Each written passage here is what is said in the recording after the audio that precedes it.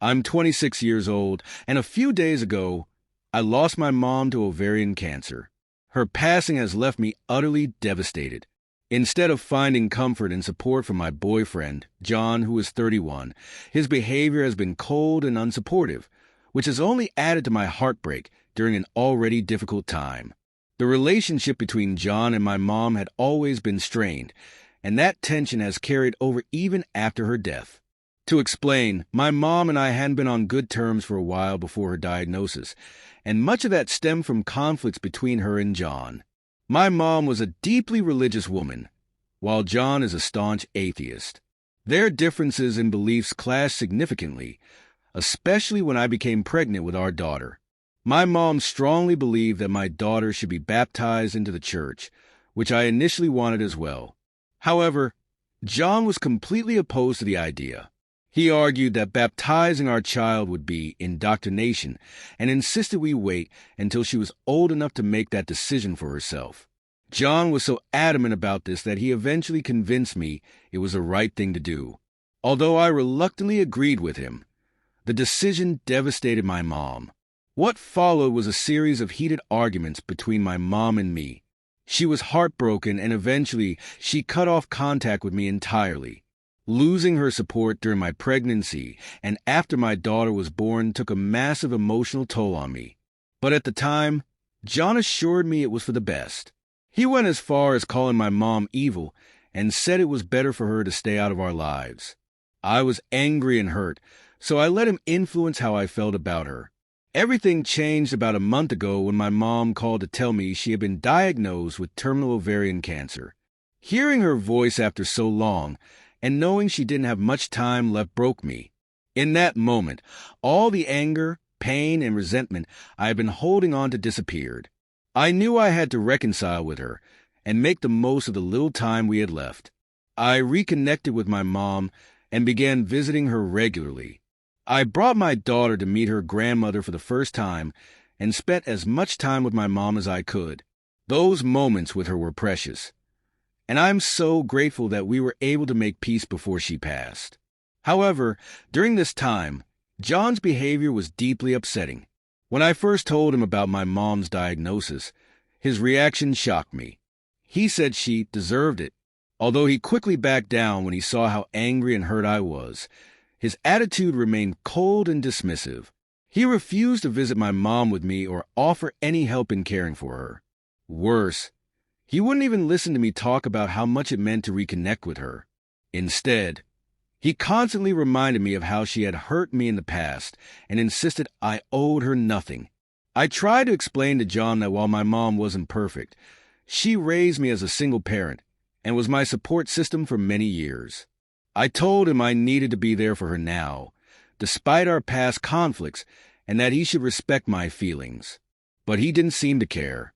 Now that my mom has passed, I've been making arrangements for her funeral.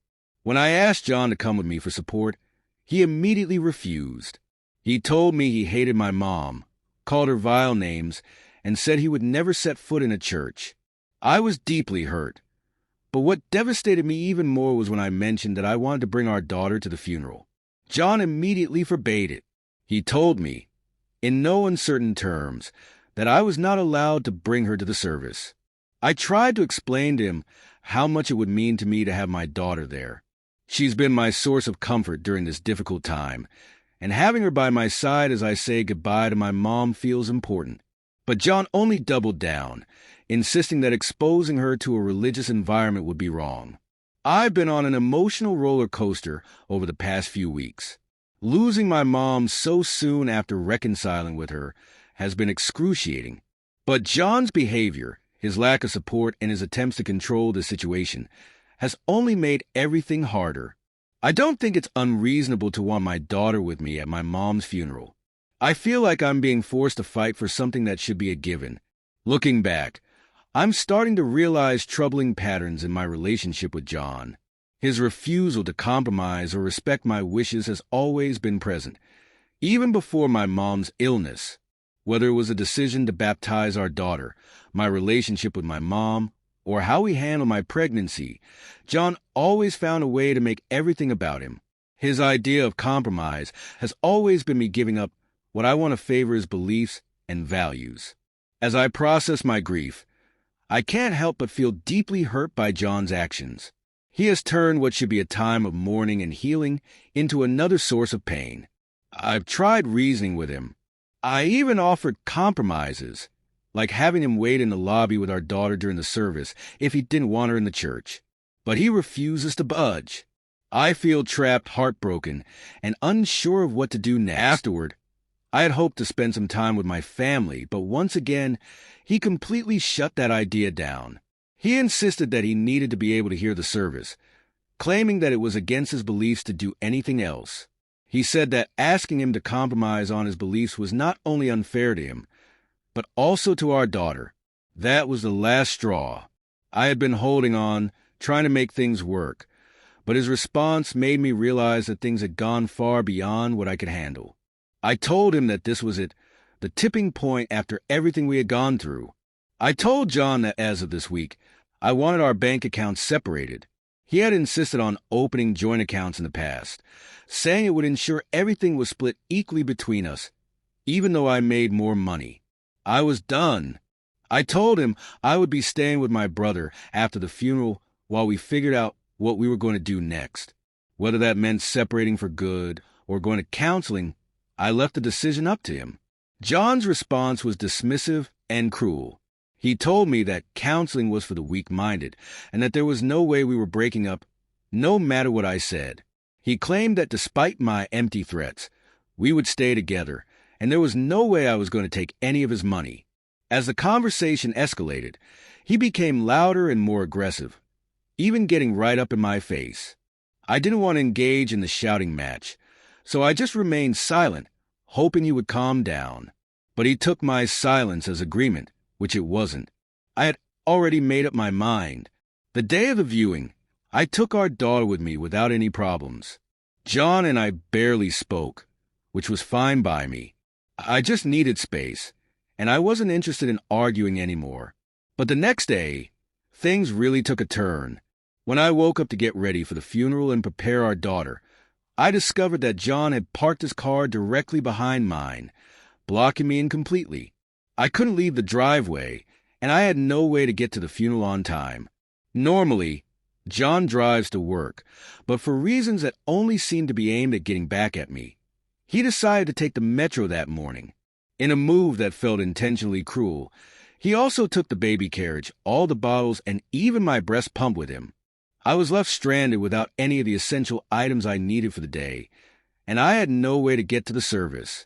Despite our past disagreements and the fact that we hadn't spoken much since my mom and I became estranged, my brother came through for me in a way I will never forget. After my mom fell ill, we had started talking again, and I'm so grateful for that now. I called him in tears, and within 20 minutes, he and my sister-in-law arrived at my house to help. My sister-in-law was a calming presence, helping me get our daughter ready, and they even brought spare bottles, a baby carrier, and a breast pump. Thanks to them, I was able to attend my mom's funeral without worrying about caring for my daughter. It was an emotional day, and I was a mess for most of it, but having my brother and sister-in-law there provided me with some much-needed peace of mind. My daughter was incredibly well-behaved during the service, and even though I was struggling, knowing that I had their support made it all a little easier to bear. That day, I made up my mind for good. I was no longer going to tolerate John's insane and controlling behavior. He had countless excuses for what he did, including claiming his car had mechanical issues, but I didn't care to listen. I was done with his lies and manipulations. I never planned on being a single mom, and I had always hoped to raise my daughter in a family environment. But after everything that had happened, I came to the painful realization that being alone was far better than staying with someone who thought nothing of kicking me when I was already down. My brother, seeing how serious I was, arranged for me to meet with a family law attorney later this week, and I'm going to take it from there. We'll figure out the next steps. I still feel a deep sense of guilt about what happened with my mom. I miss her so much, and I feel like I failed her in so many ways. But at the same time, I know I have to keep moving forward. I want to make her proud of me, even though I've made mistakes along the way. Lastly, for everyone who's been concerned, I made sure John didn't get his hands on any of my money. I went straight to the bank and withdrew the amount from my last paycheck, ensuring that he couldn't touch it. It was a small but important step in taking control of my own life again.